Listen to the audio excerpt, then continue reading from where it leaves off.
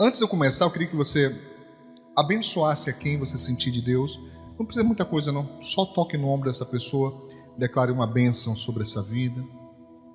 Que Deus possa fazer chegar na vida dessa pessoa o que ela precisa com mais urgência. Importante saber que nem sempre o que nós queremos é o que de fato nós precisamos. A bem da verdade, muita coisa que queremos são coisas supérfluas, passageiras, são coisas descartáveis, são coisas que irão perder muito rapidamente o valor. Eu tenho procurado dar um exemplo de coisas para que as pessoas lembrem disso. Que quando você quer muito uma coisa, sei lá, um aparelho celular, um veículo, uma TV, o que se for, uma geladeira, coisa que você achou bonita, uma coisa que você fala assim, poxa, isso me ajudaria muito, ou então isso me faria muito feliz, muito contente. Observe que pouco tempo depois, aquilo já não tem tanto valor. Não tem tanto valor. Você compra um celular novo, irmão, primeira semana, é um zelo tão grande, é um cuidado tão grande. Passou um pouco de tempo, filho, o bicho já cai da tua mão, você já deixa em qualquer canto, sabe? Porque as coisas são assim. Por isso que a palavra de Deus, ela diz claramente que nós temos que atender a um princípio. Onde está o nosso tesouro, junto dele está o nosso coração. Amém? Na verdade, o contrário. Onde está o teu coração, junto dele, o teu tesouro. Ou seja, onde eu coloco sentimentos, onde eu invisto sentimentos. Vocês estão me ouvindo bem? Ali, certo? Eu também imprimo valor. E valor é uma coisa muito pessoal, irmãos. As coisas não têm o mesmo valor para todo mundo, acredite. Não tem. Então tome cuidado para que você não se perca nesse discernimento. Aprenda a discernir que nem sempre o que nós queremos é o que nós precisamos. Lutamos muito pelo que queremos. E às vezes nos frustramos porque aquilo que queremos Deus não dá. E a gente se entristece por isso. Por que nos entristecemos por isso? Compreende? Por quê? Por que coisas valem tanto? Uma vez eu falei que, não comecei a pregar ainda não, tá? Uma vez eu falei que quem trabalha, levanta a mão. Baixa. Quem trabalha muito, pastor, é ralado para mim. Tá. Beleza. Quando você morrer, o que você construiu, para quem vai ficar?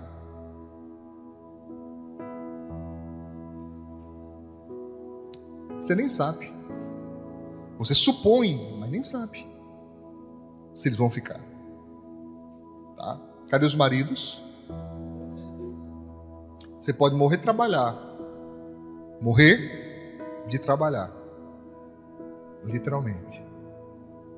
E depois que você morrer, a dona aí, a irmã, olha para ela aí. Ela vai chorar um tempo, vai sofrer um tempo. Se ela te amar de verdade, isso pode até demorar um bom tempo. Mas um dia a dor acalma, fica só a saudade. E se ela se achar nova,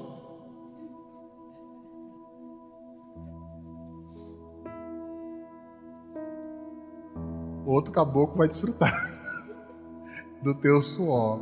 O pastor está dizendo que eu não devo trabalhar, que eu não devo construir? Não estou dizendo nada disso não. Eu só estou dizendo que você precisa desprender o coração de coisas e refinar os valores. Você não pode ser feliz, ou pelo menos não deve ser feliz por causa de coisas.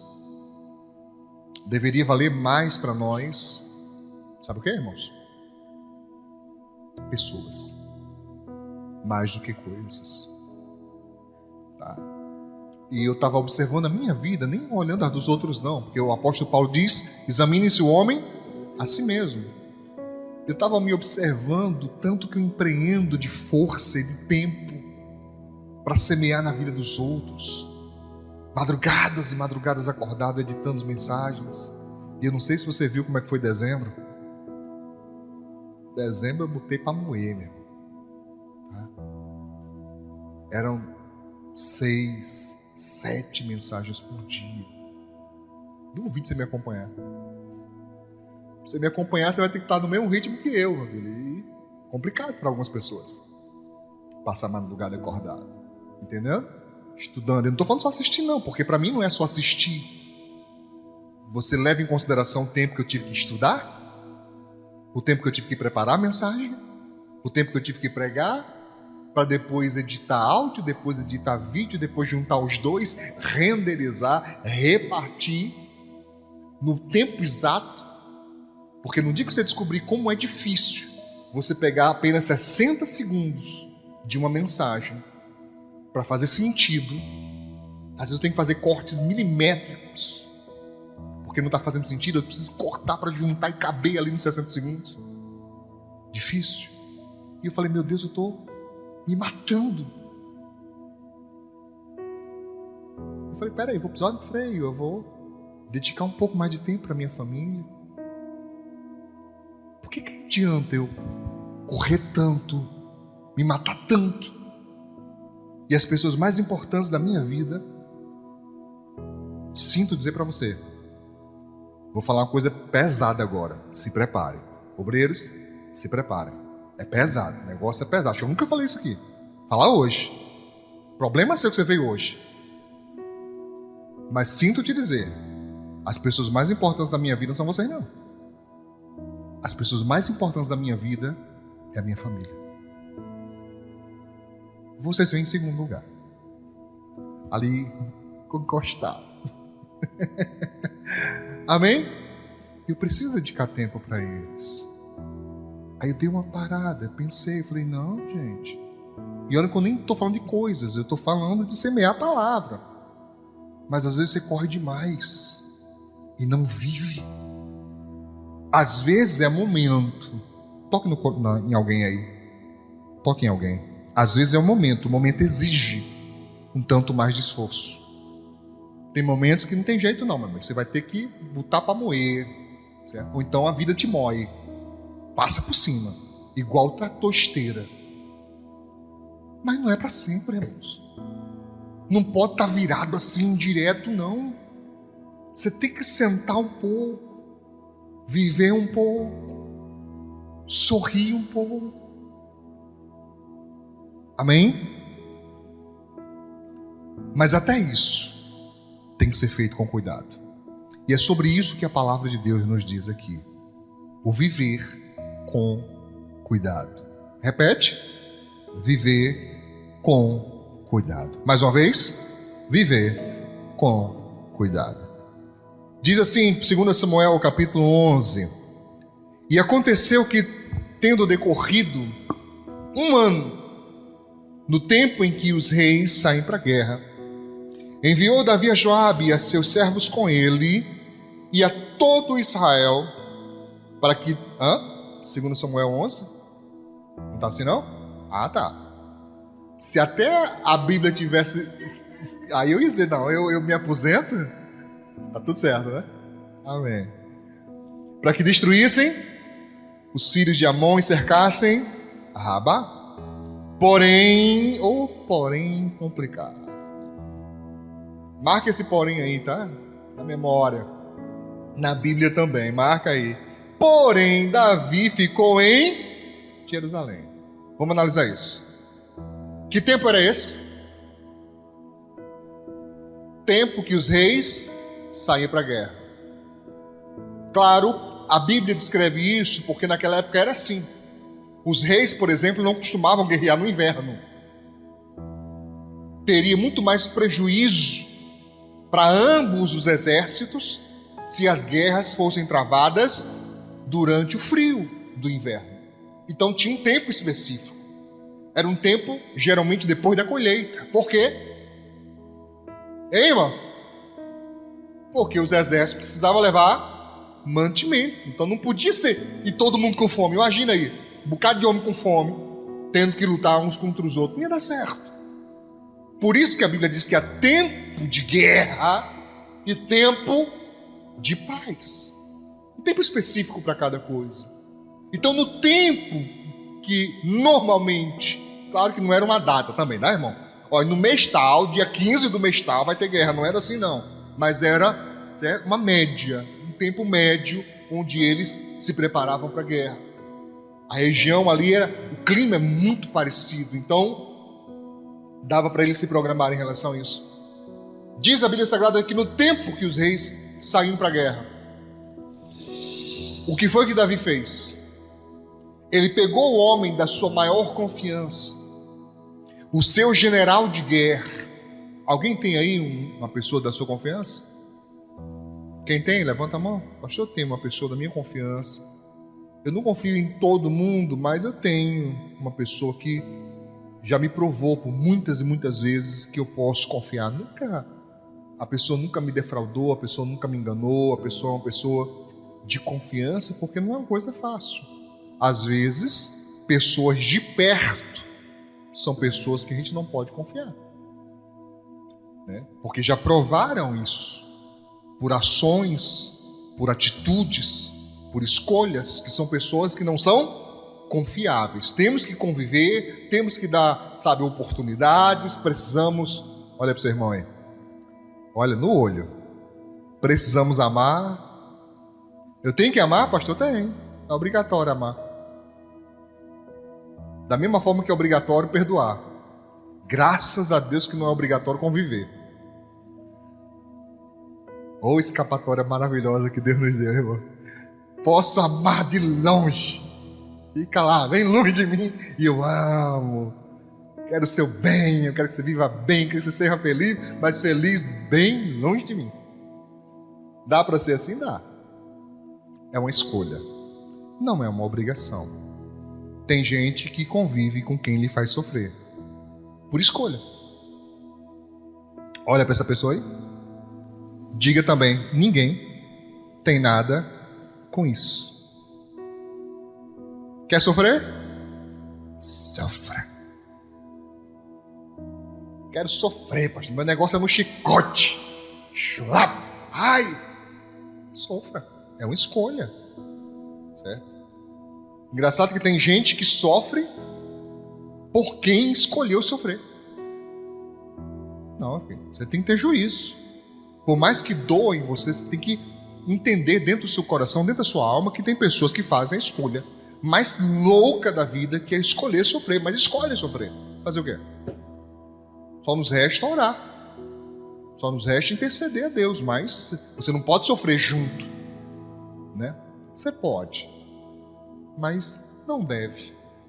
Não faz sentido isso. Tudo bem?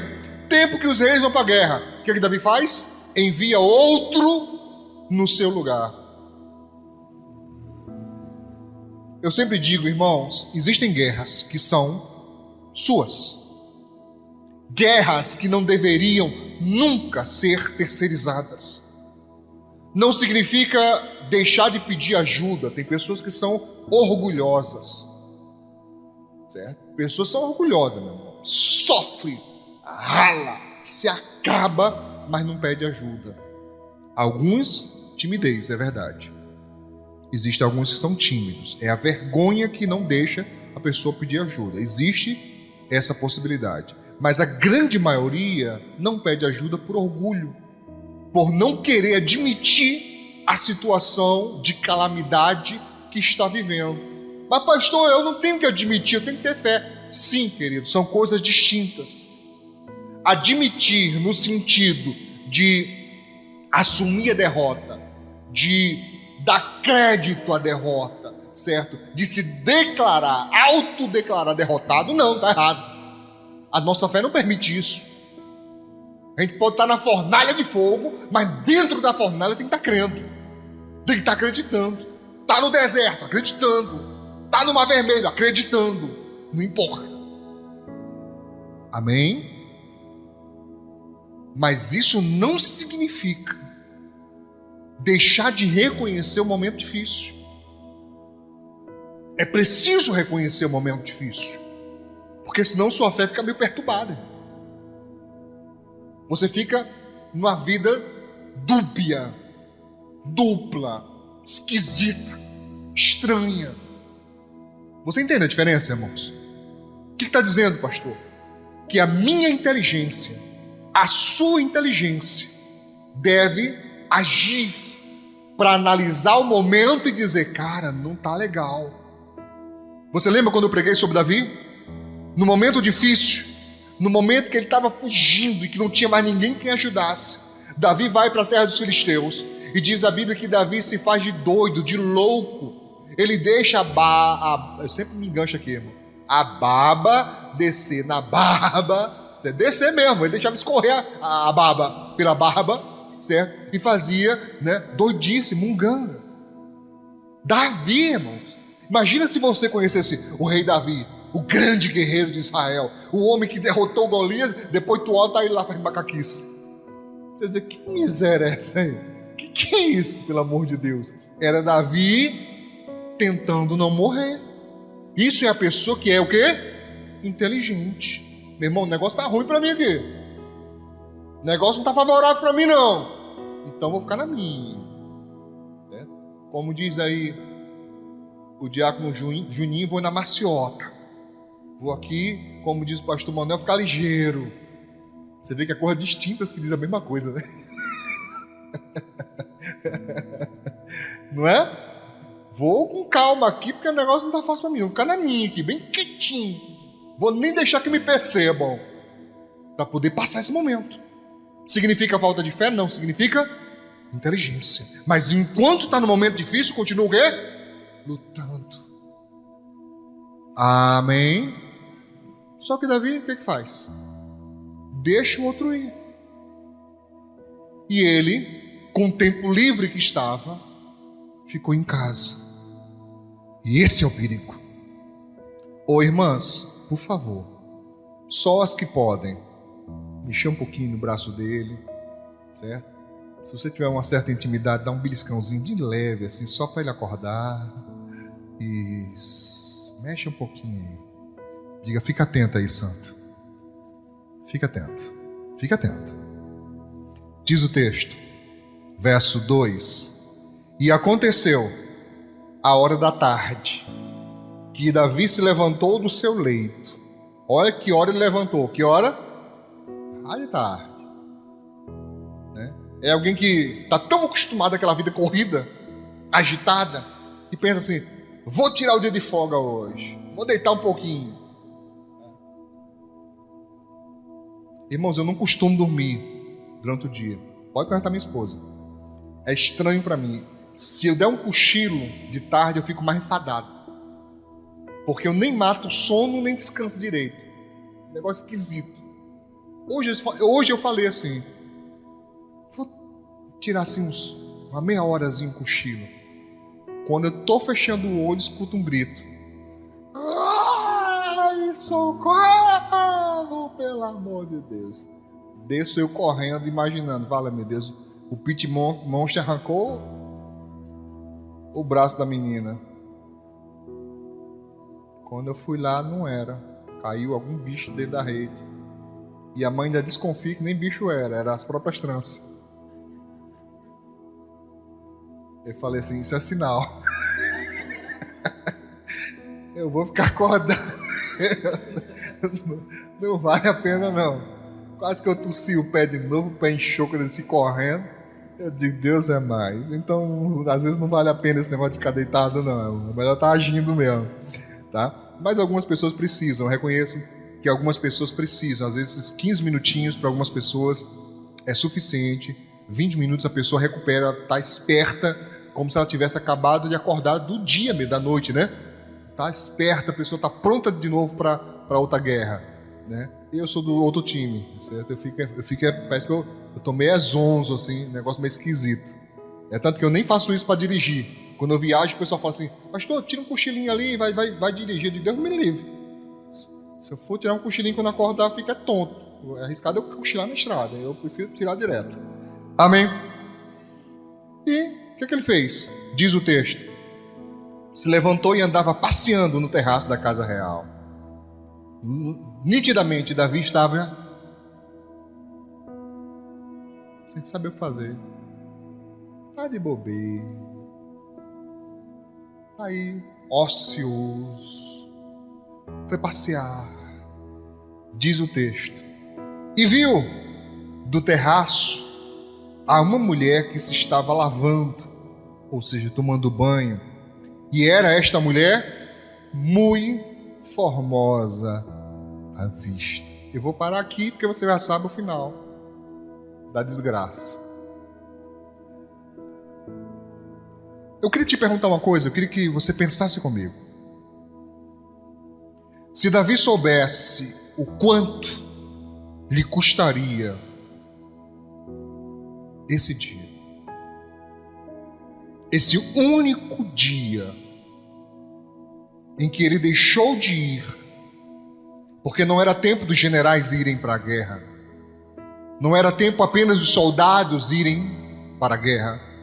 O texto sagrado diz claramente que era tempo de quem? Os reis irem para a guerra. Mas Davi estava tão acostumado a vencer, ele estava tão acostumado às coisas darem correto, dava certo para ele, estava tão acostumado, as coisas sempre irem da mesma forma, que ele achou que não precisa eu ir, vou mandar outro ir no meu lugar.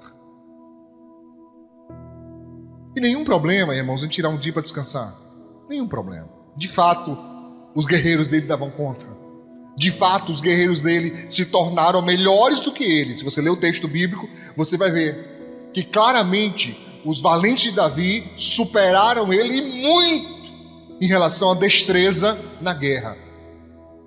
Porque hoje os adolescentes e as crianças estão muito acostumadas a ouvirem falar de Thor, de Capitão América, de Homem-Aranha. Se você perguntar quem era Samar, não sabem.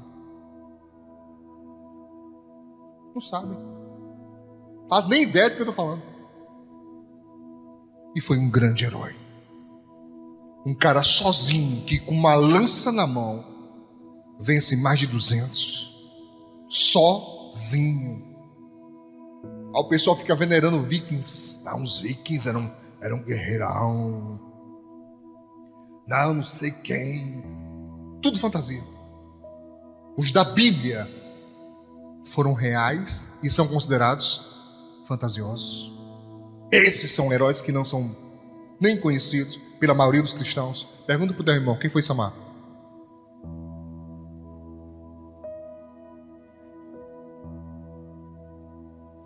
Se você souber quem é Thor e não souber quem é Samar, tu não é crente não. Não, pastor, eu sou um crente desinformado, mas sou crente. Amém. Tenho certeza que você vai procurar saber quem foi. Certeza. Pastor, eu vou descobrir. Descubra os valentes de Davi. Te desafio a ler os valentes de Davi. Você vai ver coisas grandiosas, irmãos. Homens simples que Deus usou de maneira tremenda e se tornaram heróis. Amém?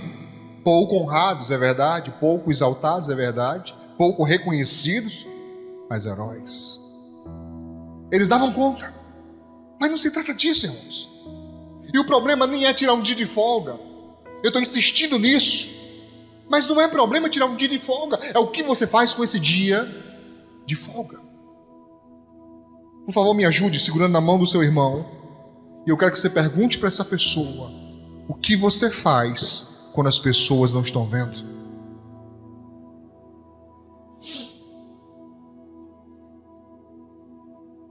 Como é? Só trabalha. Minha avó dizia assim, olha para mim, esse é irmão desse.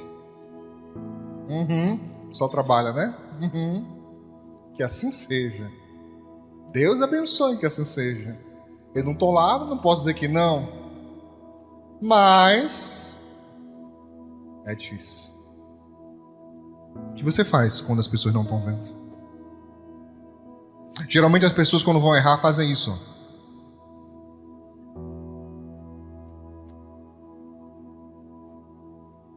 Esqueceram de quê?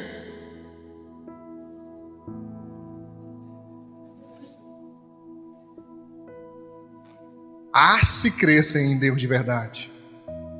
Porque crer em Deus significa crer na sua onipresença. Significa crer que Ele está presente em todos os lugares, todo o tempo. E então, quando desse vontade de pecar, a gente faria assim, né?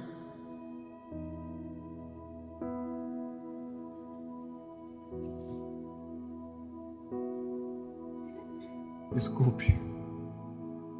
Perdão, Senhor. Eu pensei, mas não fiz. Teria temor no nosso coração. Haveria temor em nós, que nos livraria de muita coisa errada. Amém? Quando o nosso pensamento começasse a voltar a falar mal dos outros, quando a nossa língua coçasse para falar mal dos outros, nós olharíamos para o céu e diríamos assim: me perdoa, que tenho eu com a vida dessa pessoa? Eu mal estou dando conta da minha. Já é difícil a minha. A sua é difícil?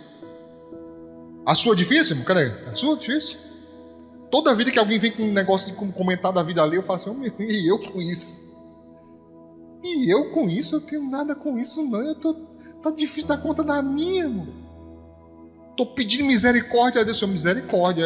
Eu estou sentindo aí o momento, está bem pertinho da trombeta. Você não esquece de mim, não. Tem misericórdia de mim. O tempo todo eu falo para ele: tem misericórdia de mim, esquece de mim, não, Senhor. Pelo amor de Deus, me perdoa aí. Esse homem mau, miserável, pecador que eu sou, tem misericórdia. Eu falo isso, aí a gente fica: e o que será que o pastor faz, hein? Ah, se você soubesse como é coisa grave, irmãos. Ah, se você soubesse que para Deus não faz diferença nenhuma se a pessoa atentou contra a vida do outro ou mentiu.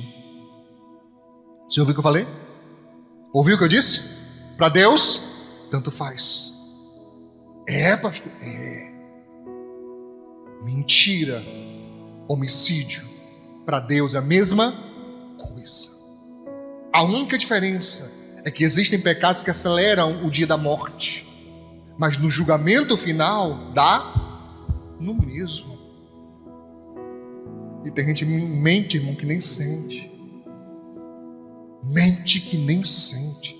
Se você conversar com a pessoa 10 vezes, serão 10 histórias diferentes, e a maioria das vezes vai estar sendo contada mentira. Compreende? E eu pergunto a você então: se Davi soubesse o que esse dia ia custar a ele, o que ele teria feito de diferente? Se ele soubesse que teria uma filha estuprada por outro filho dele, se ele descobrisse que o seu filho mais amado, mais querido, o seu primogênito, era o mais bonito, era o mais forte, se tornaria um inimigo mortal. Irmãos, eu não consigo imaginar a dor de um pai onde o seu filho quer tirar sua própria vida. Deve ser algo terrível. Davi passou por isso. Olhar para o seu filho que foi assassinado e saber que quem mandou matar foi o próprio irmão, porque esse que foi assassinado era um estuprador da própria irmã. Que desgraça dentro de uma família só. Eu não sei se você sabe, mas o filho primogênito de Davi, Absalão, ele pegou as esposas de Davi e as suas concubinas, e diz a Bíblia que ele armou uma tenda no meio da rua e se deitava com elas, para todo mundo saber, para humilhar o pai. Humilhar, imagine isso, um pai passar por isso. Eu fico imaginando às vezes, eu falo: meu Deus, que dor terrível deve ter sido para Davi. E tudo isso por causa de uma escolha. Foi só uma escolha errada. Qual foi a escolha errada, pastor? Ficar em casa e tirar um dia de descanso? Não. Mas foi mandar trazer a mulher do outro para se relacionar com ela. Disseram para ele: a mulher é casada. Ele soube.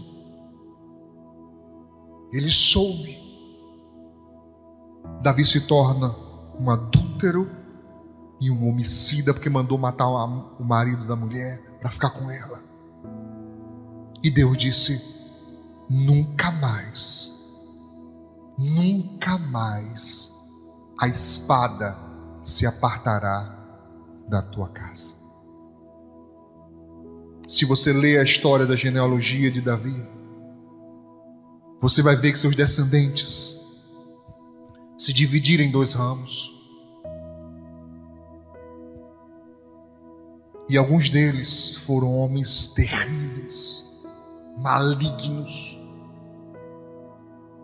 e foram mortos. E isso foi geração após geração. Entende o que eu estou falando? Um dia. Atenção que eu vou falar agora, irmãos. Vivemos em uma geração onde a palavra de Deus está sendo cada vez mais colocada em descrédito. As pessoas estão, não todas evidentemente, mas uma boa e grande parcela, usam de desdém, de chacota com a palavra de Deus. Eu estava observando uma coisa. A Bíblia nos ordena a não colocar diante dos nossos olhos o que é mal. Foi o que Davi fez. Não, pastor, ele não colocou, ele estava passando e viu. Pois é. Ele não poderia ter seguido o caminho? Sim ou não? Sim. Ele, como rei, não poderia ter mandado dar uma ordem: olha, vai lá na casa daquela dona doida ali e diz a ela que vai tomar banho dentro de casa. Não é aqui de frente pro meu muro, não. Fica ruim para mim o negócio. Fica eu aqui numa situação difícil. Ele tinha autoridade para isso? Sim, tinha. Mas não, ficou olhando. Quanto mais olha, mais o desejo aumenta. É assim que funciona. Quanto mais olha, mais o desejo aumenta. E ele manda trazê-la. Não põe o que é mal. Eu estava vendo uma coisa interessante. Cada vez mais as séries, os filmes, os desenhos são sensualizados. Irmãos, eu estava vendo um desenho, não vou dizer qual, senão vai despertar o interesse de alguns infantes de procurarem saber qual é o desenho que eu estou falando. Mas estava vendo um desenho. E no desenho estava ocorrendo cenas de relacionamento íntimo. No desenho.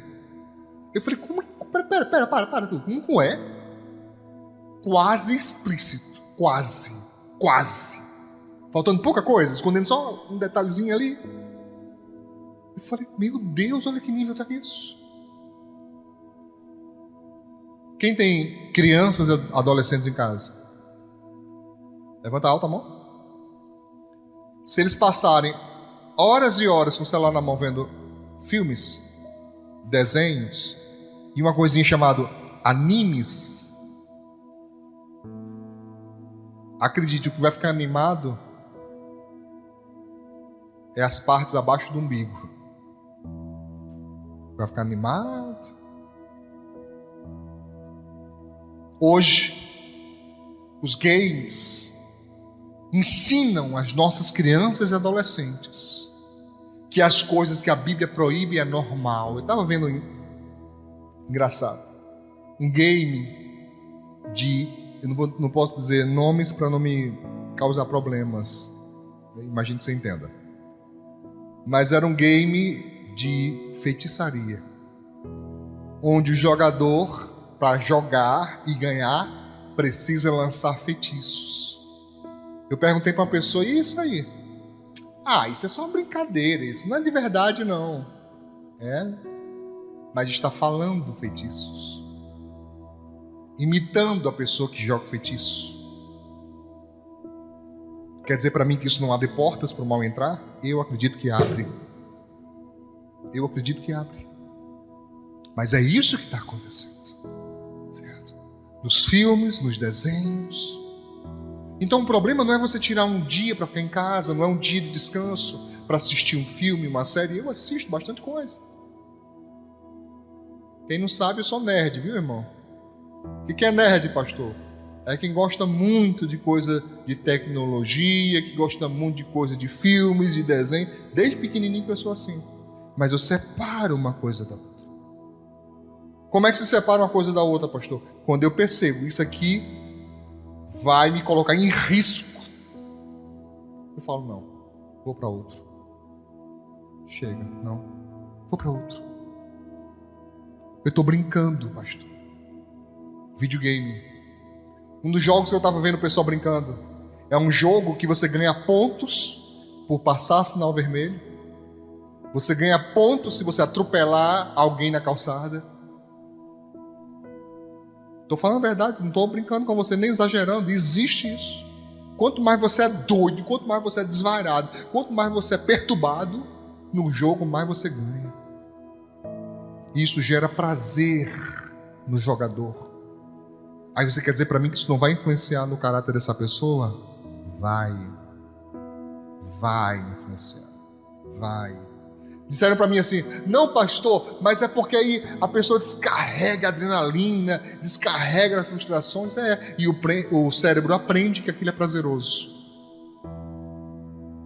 Daqui a pouco você tirar um menino do videogame, tirar um menino do celular, meu filho, é um trabalho parecido com que tirar uma pessoa viciada do vício.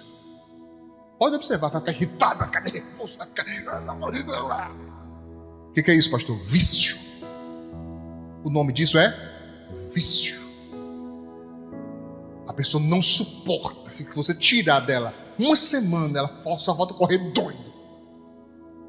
Como se aquilo fosse uma necessidade para estar bem. Não precisa acreditar em mim, não. Pesquisa no Google e você vai descobrir que hoje a Organização Mundial da Saúde já reconhece o vício em eletrônicos como vício, igualzinho a vício em drogas. É igual. A pessoa precisa estar ali e ela passa 2 horas, passa 3 horas, nem sente. Alguns deles sentam para jogar. Meu filho nem no banheiro vai. Se segura ali. Vem comer, fala, vou já. Vem comer, fala, vou já. Vem comer, vou já. Aí pronto. Só falta virar o Hulk dentro de casa. Quando tem uma mãe, um pai, uma avó, a moda antiga, ô glória. O Hulk se transforma em bem ligeirinho. Fica manso, cada paz. Ainda pergunta assim, o que houve, o que aconteceu?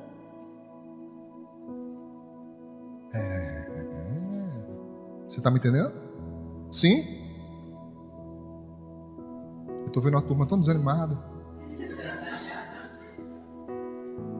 Tinha uma turma aí que no começo do culto estava louvando, adorando. Agora estão tão murchinho. Ah, pastor, para com isso, fala outra coisa aí. Fala dos casais.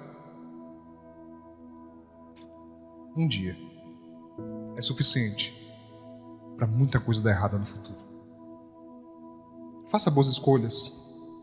Nós não iremos acertar sempre, irmão, não iremos, nenhum de nós.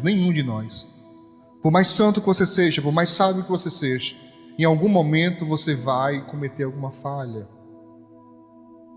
Infelizmente, eu não digo isso com alegria, eu digo infelizmente. Nem todo momento a gente está, pleno, puro, santo. Tá? Tem momento que os gadarenos estão aqui bem pertinho assim da gente, assim, quase entrando. Não entra porque é uma barreira que não deixa, certo? Mas ainda fica olhando se tem uma brechinha para entrar, porque é difícil. É muito difícil.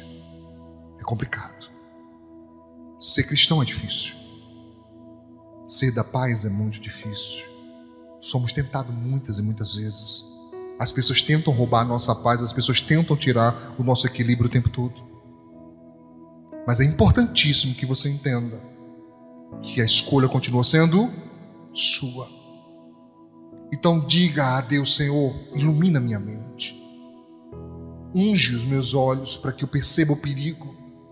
Senhor, me dá discernimento, me dá sabedoria para que eu perceba quando o mal estiver querendo entrar na minha casa, na minha vida.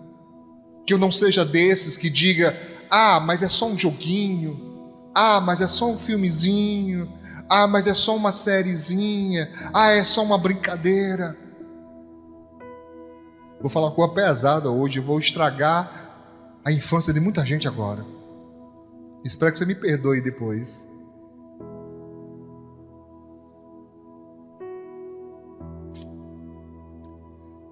Quem já brincou com uma brincadeira que fala assim: escravos de Jó jogavam caxangá? Levanta a mão. Ah, pastor, eu brinquei muito. Você sabe o que é caxangá?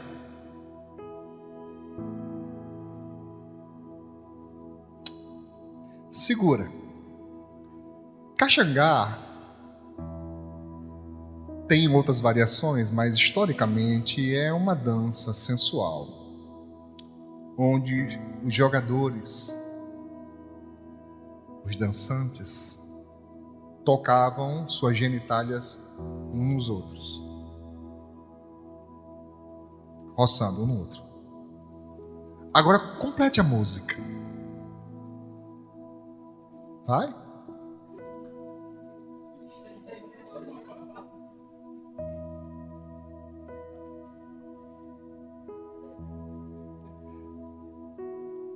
Fala, pastor, meu Deus do céu. Eu disse isso, você disse isso. E com toda a alegria e satisfação do mundo. Dê uma olhadinha para os homens aí.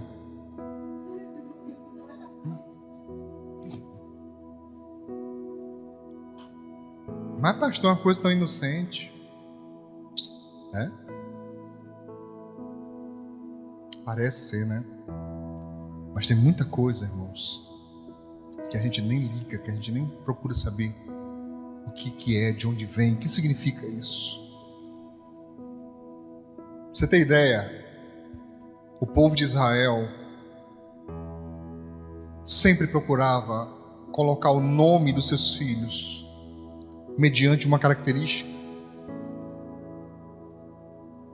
Eu aprendi isso muito cedo, então quando os nossos filhos foram gerados, a gente sentava e fazia uma lista, e uma necessidade minha, eu diria até assim, era buscar saber o que significava aquele nome. Significa o que esse nome?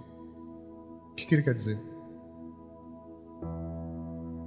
Se você procurar ver, claro que quando você aceita Jesus, toda e qualquer maldição é quebrada. Fique tranquilo quanto a isso. Mas procura saber o nome de algumas pessoas e observa se muito da característica dela não tem a ver com aquele nome. Procura saber. Aí as pessoas não prestam atenção o quanto palavras são poderosas. O quão palavra tem poder. Por isso Jesus disse claramente: o teu sim tem que ser sempre sim, o teu não, sempre não. Não jure, não jure. É uma forma de dizer: tenha cuidado com o que sai da sua boca. Não, pastor, ele não quer dizer isso, não. E quando ele fala assim: por tuas palavras serás justificado, e por tuas palavras serás condenado. O que isso quer dizer? Palavra é uma coisa muito importante, irmãos. Então tome cuidado. Veja o que está acontecendo na sua casa, na sua família. Veja se você, sem perceber, não está dando brechas para males ou maldições entrarem na sua casa. Se você tem crianças, se você tem adolescentes, você deve ser autoridade, não eles. Ah, pastor, mas se eu não deixar, vai ficar depressivo, pastor, vai ficar ansioso. Fica nada, irmão. Quem tem mais de 30 aqui? Baixa.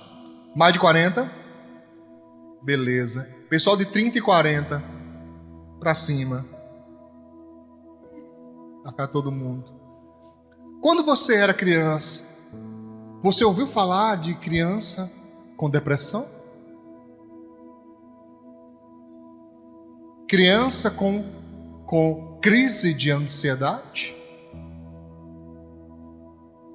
Antes dos anos 2000, você ouviu falar em agorafobia? Transtorno obsessivo compulsivo? A gente sabia nem o que era isso, mano. Parecia isso em filmes, a gente nem procurava saber o que era. A gente falava assim, é doido. Não é? Está errado. Essa nomenclatura está errada. Mas a gente não sabia. Éramos ignorantes em relação a isso. Hoje, não pode dizer não à criança para não traumatizar. Quem recebeu muito não? Baixa a mão. Quem quando fazia birra ia pra peia?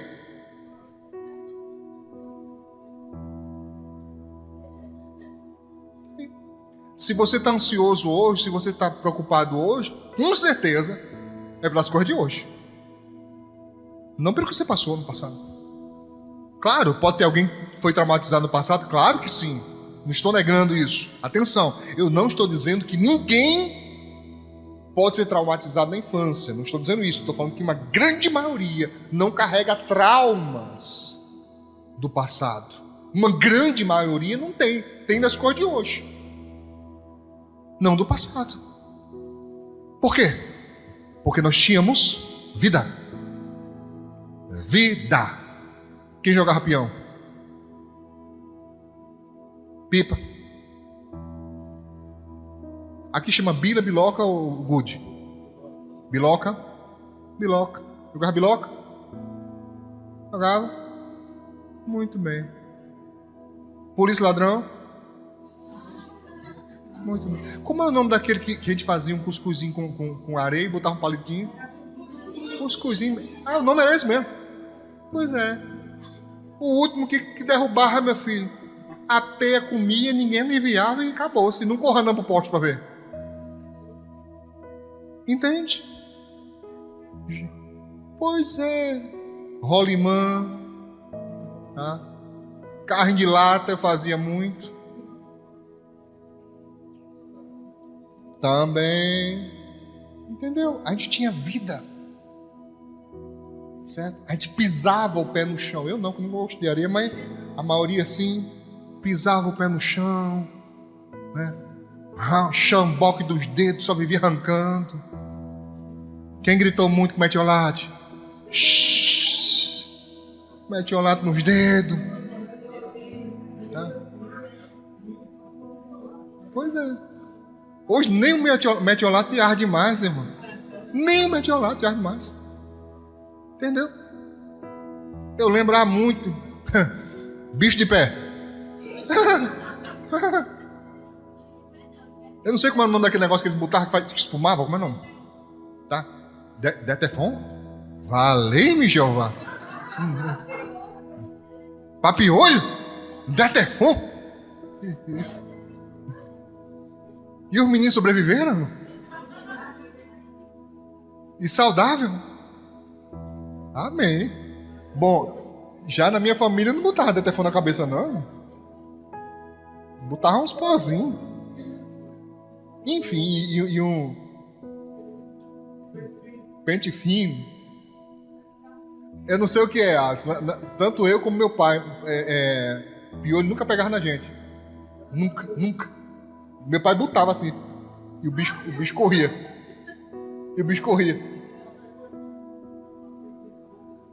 Pois é. Mas sabe uma coisa interessante, Ives? É que as crianças tinham contato com as mães, com as avós. Porque se ela sentava no colo e ficava ali, catando. Nem isso. Satanás levou até os piolhos. Nem os piolhos tem mais.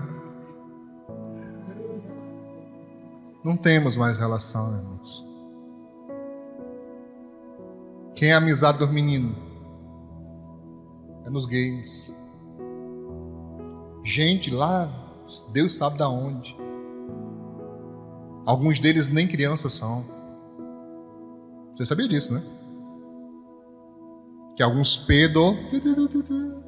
se passam por criança, entram online, criam amizade, marcam no shopping, vamos se encontrar no shopping. E a desgraça está pronta. Isso já aconteceu muitas vezes, muitas vezes, muitas vezes. Então a coisa está difícil, irmão, não brinca. Não faça de conta que está tudo certo, que está tudo tranquilo, nice. Como é que tá, meu filho? Estou de boinhas, pastor. Aí eu falo assim, eu estou vivendo em outro mundo. Porque eu olho para um lado e para o outro, eu só vejo o cerco se fechando. E a pessoa, não, está tudo na paz, tá tudo bem. Tá mesmo? Tá mesmo? Raras são as famílias onde uma criança e pré-adolescente respeitam os adultos. Raras são as famílias onde crianças e adolescentes respeitam os adultos. Na maioria das famílias hoje, crianças e adolescentes e pré-adolescentes peitam os adultos como se fossem adultos. Por quê? Porque há quem protege. Você apanhou. Você aprendeu respeito. Sabe qual é a diferença da geração que já passou? Vou te dizer hoje, anote. Anote. A diferença é porque a geração passada, eu estou falando do pessoal de 90, de 100 anos que já foram, eles não tinham necessidade de que seus filhos os amassem. Eles não tinham essa necessidade. Você não via um pai e uma mãe chegar para o filho: meu filho, você me ama? Me ama, mãe, ama, pai, ama. Filho, ama, mãe. Não tinha essa necessidade. A necessidade deles era respeito. Não queriam saber de amor, não. Eles amavam, mas não necessitavam que os seus filhos os amassem. Mas tinha que ter respeito. Respeito tal que quando eles olhavam, era suficiente para a criança murchar. Se um pai e uma mãe dissessem assim: em casa a gente conversa, tá? O menino já começa a chorar dali. Deu ruim para mim, já era. Deu ruim. Não tem conversa, deu ruim, só Jesus me salva agora. Aí orando já, fazendo promessa, tá? Tinha menino que quando chegava em casa eu corria para dentro do quarto, arrumava o quarto para ver se escapava. Hoje, os pais têm medo dos filhos. Medo. Eles têm medo. Tá? Medo. Mas pastor, não vou pressionar, porque senão ele pode ir para as drogas. Querido, para ele ir para as drogas, é tanta coisa envolvida. Eu tratei, você sabe disso, né? Que eu trabalhei em clínica de recuperação de dependentes químicos. Sabe disso? Quem sabe disso? Sabe disso, né? Trabalhei em clínicas, 2, de recuperação de dependentes químicos. Eu, enquanto psicólogo. Nas minhas entrevistas, boa parte deles foram bem criados. Bem criados. Não pense você que todo drogado é da periferia, porque os pais abandonaram. Não, gente bem criada. Não estou falando de gente rica, porque ser rico não significa dar uma boa criação. Você sabe disso, né? Pelo contrário, a maioria dos ricos terceiriza, né? Bota o menino em escola integral, passa o dia por lá, quando sai de lá vai para a aula de não sei de quê, depois vai para a aula de não sei de quê, quando chega em casa é só para dar benção, pai, benção, mãe, comer e dormir. Mal vê os meninos. Isso não significa bem criado. Eu estou falando de pessoas que educaram bem, que se esforçaram, que deram exemplo, pessoas honestas, trabalhadoras, que fizeram de tudo para criar bem seus filhos, e em um certo dia eles resolveram experimentar a droga porque um colega ofereceu. Não depende só de você. Claro que seu conselho vale muito, eu não estou dizendo que deixe de aconselhar. Aconselhe sempre. E qualquer sinal que você perceber de más amizades, não tenha medo de combater. Vai ficar com raiva de mim? Vai, fique. Tá com raiva, faça igual o seu Madruga. Tira o chapéu, pula em cima para ver se a raiva passa. Mas não vai com essa pessoa e acabou-se. Quem manda aqui sou eu, acabou, não vai, pronto. Amém? Não vai. Um dia a raiva passa. Quando eles crescerem, vão concordar com você. Vou provar isso para você agora. Estou encerrando, tá, irmão? Você me dá mais 15 minutos? Vou provar isso para você agora. Levante a mão. Só quem tinha raiva quando seus pais reclamaram de você. Pastor, oh meu Deus do céu, não gostou, tinha raiva. Levanta a mão. Alto. Isso aí é mentira. Isso é na casa de Deus. Baixa a mão. Quem hoje reclama de sua ida? Mesma coisa. Mesma coisa, mesma, não tem diferença. Mesma coisa.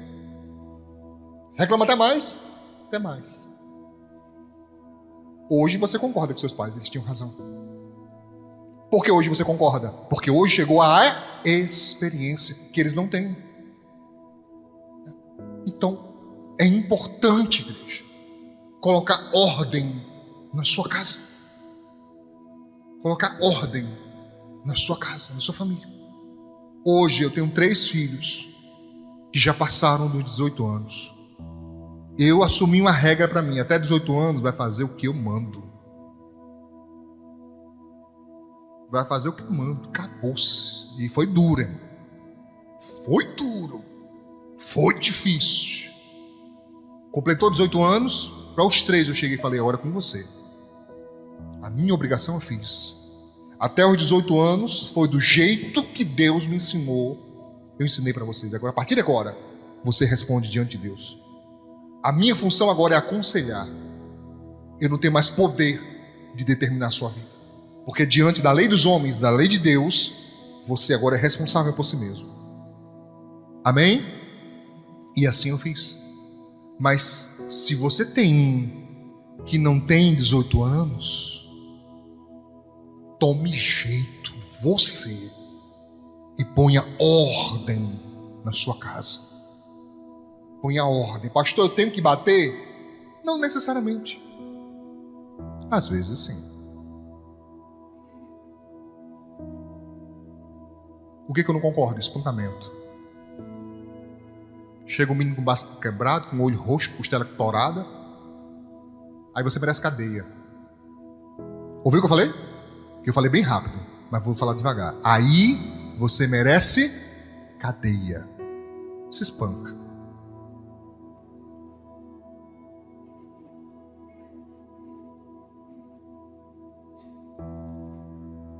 Na região fofinha,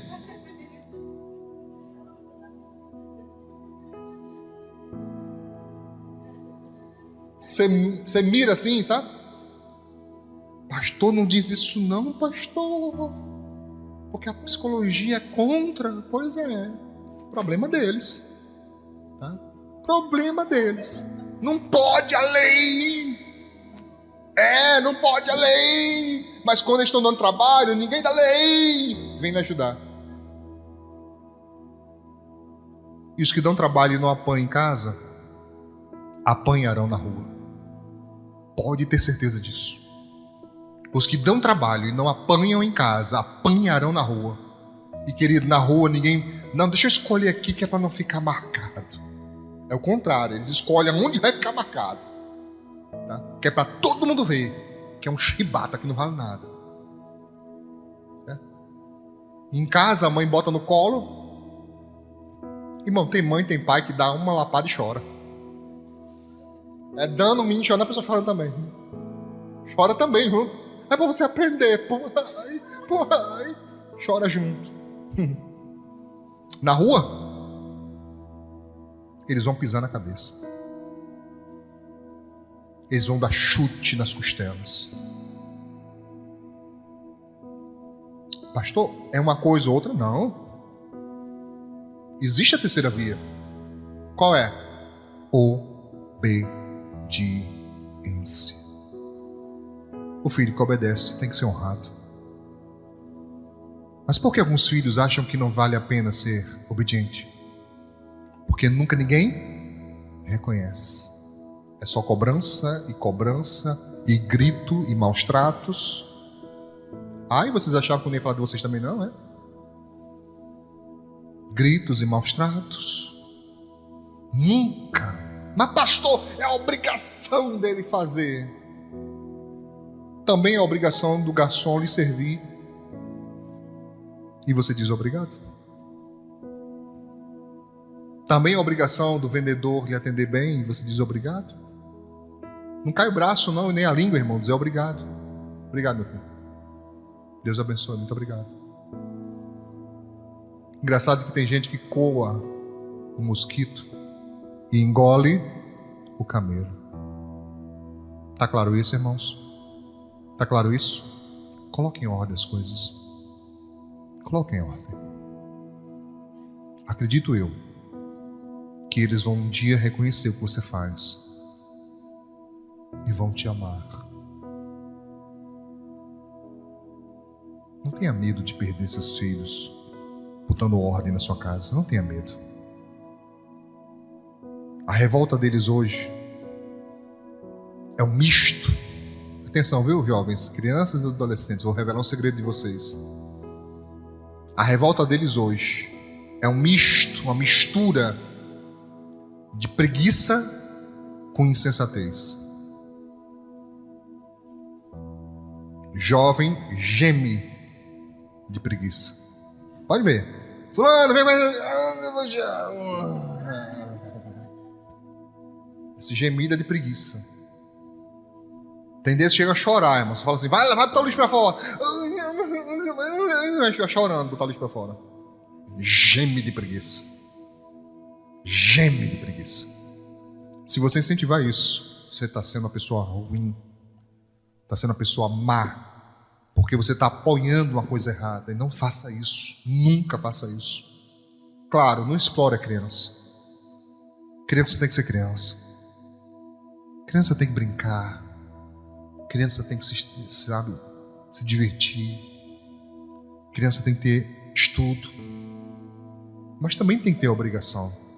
Tudo bem dosado. E as coisas vão bem. Aplauda Jesus.